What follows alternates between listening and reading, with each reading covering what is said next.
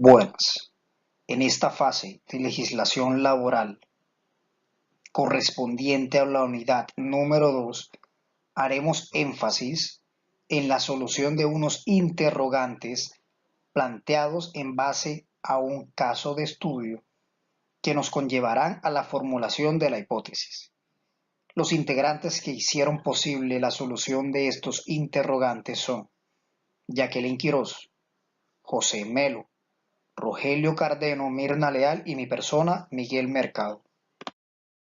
Bueno, iniciamos la solución de los interrogantes con la pregunta número 1. Cuando un contrato a término fijo ha sido prorrogado por más de 3 años, ¿se puede considerar que pasaría a ser un contrato a término indefinido? Cabe aclarar que un contrato a término fijo se considera que pasa a ser un contrato a término indefinido si y solo si existe un acuerdo común entre el trabajador y el empleador o el empresario. Es decir, de ningún otro modo el contrato a término fijo se convertirá en un contrato a término indefinido. Si este acuerdo común se llega a dar, se debe consignar en el mismo contrato y será pues el resultado de ese acuerdo al cual han llegado. Pregunta número 2. ¿Cuál de las cláusulas pactadas en el contrato de trabajo de la trabajadora Jennifer podría enmarcarse en normas laborales?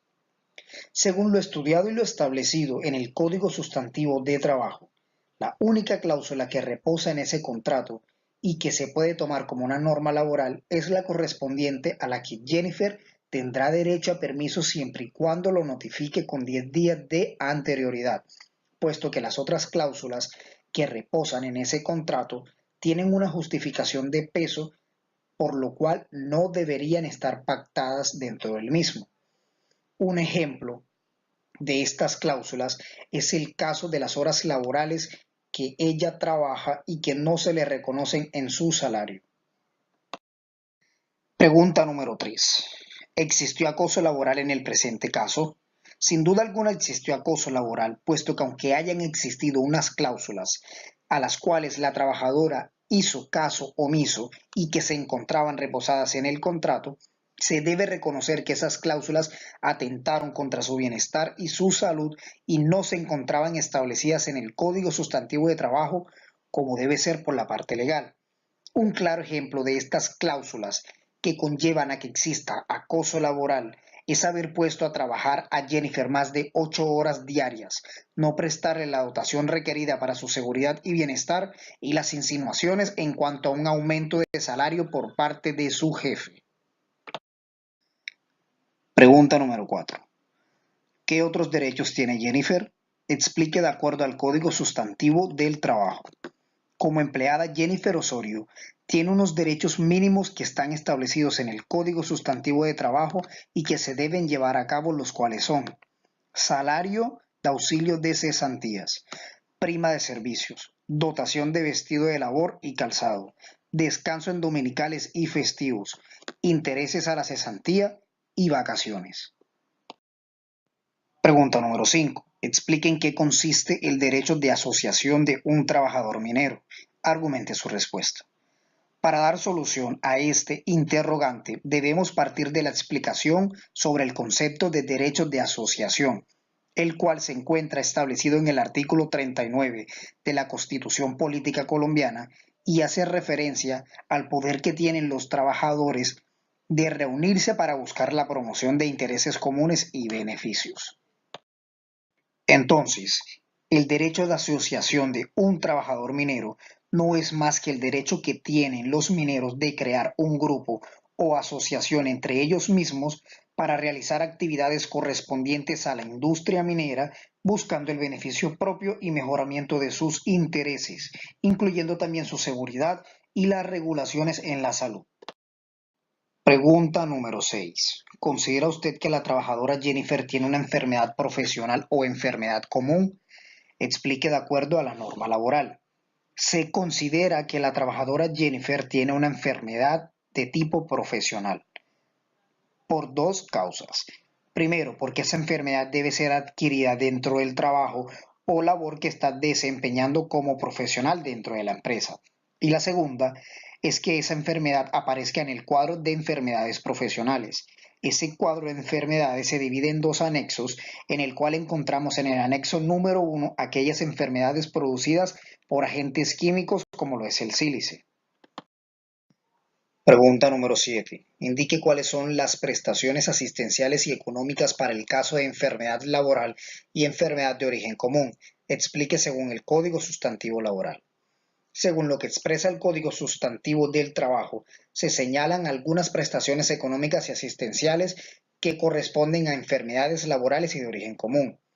Prestaciones económicas: subsidio por incapacidad laboral, indemnización por incapacidad permanente parcial, pensión por invalidez, pensión de sobrevivencia, auxilio funerario. Prestaciones asistenciales: asistencia médica, quirúrgica, terapéutica y farmacéutica. Servicios de hospitalización, servicio odontológico, suministro de medicamentos, servicios auxiliares de diagnóstico y tratamiento, prótesis y órtesis, su reparación y reposición solo en casos de deterioro o desadaptación cuando a criterio de rehabilitación se recomiende, rehabilitación física y profesional, gastos de traslados en condiciones normales que sean necesarios para la prestación de estos servicios. De acuerdo a la norma laboral, indique cuáles son los eventos que son atendidos por los riesgos laborales. Explique. Para no extendernos mucho en la solución de estos interrogantes, mencionemos de inmediato cuáles son estos eventos. Accidente de trabajo ocasionado por causa del trabajo, teniendo como consecuencia en el trabajador una lesión orgánica, una perturbación funcional o psiquiátrica, una invalidez o la muerte en el peor de los casos. Accidente de trabajo producido durante la ejecución de órdenes del empleador o jefe.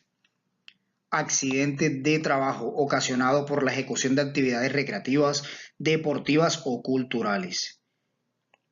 Enfermedad laboral que fue contraída dentro de la empresa como resultado de la exposición a factores de riesgos inherentes a la actividad laboral. Pregunta número 9. ¿Tiene derecho la trabajadora Jennifer Osorio Zapata a algún tipo de pensión? Explique el procedimiento y argumento jurídico. Para dar solución a este interrogante, partimos de la aclaración que para poder recibir el beneficio de la pensión se ha debido estar cotizando y estar afiliado a una aseguradora social. En el caso de estudio que tenemos, encontramos que la trabajadora y sus compañeros no se encontraban afiliados a ninguna aseguradora social, por lo que se sobreentiende que no se tiene derecho a ningún tipo de pensión.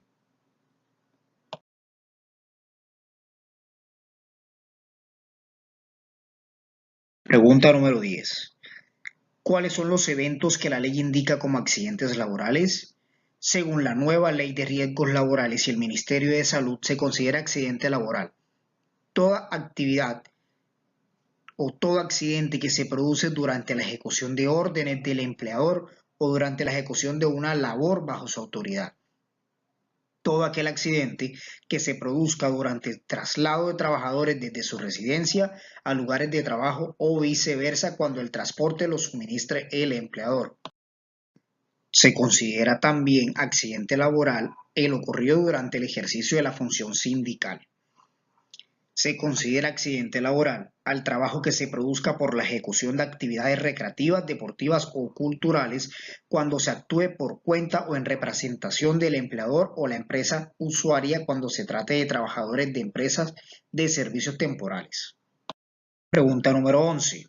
En caso de fallecimiento de la trabajadora Jennifer Osorio Zapata como consecuencia de la enfermedad profesional, explique qué clase de pensión deben recibir sus beneficiarios y requisitos para reclamar la pensión. Justifique su respuesta.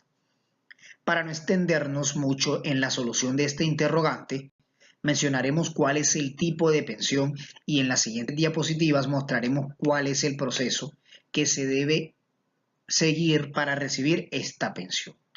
La pensión que deben recibir sus beneficiarios es la pensión de sobrevivientes, lo cual se encuentra establecido en el artículo 11 de la Ley 776 de 2202. Para recibir este tipo de pensión se deben cumplir unas pautas que se encuentran descritas en el artículo 47 de la Ley 100 de 1993.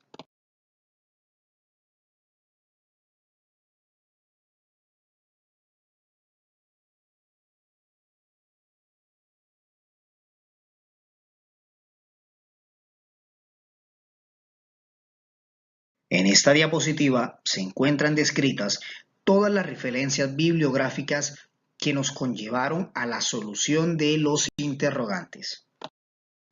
Espero que esta presentación haya sido de total agrado y sumamente importante para ampliar sus conocimientos. Muchas gracias.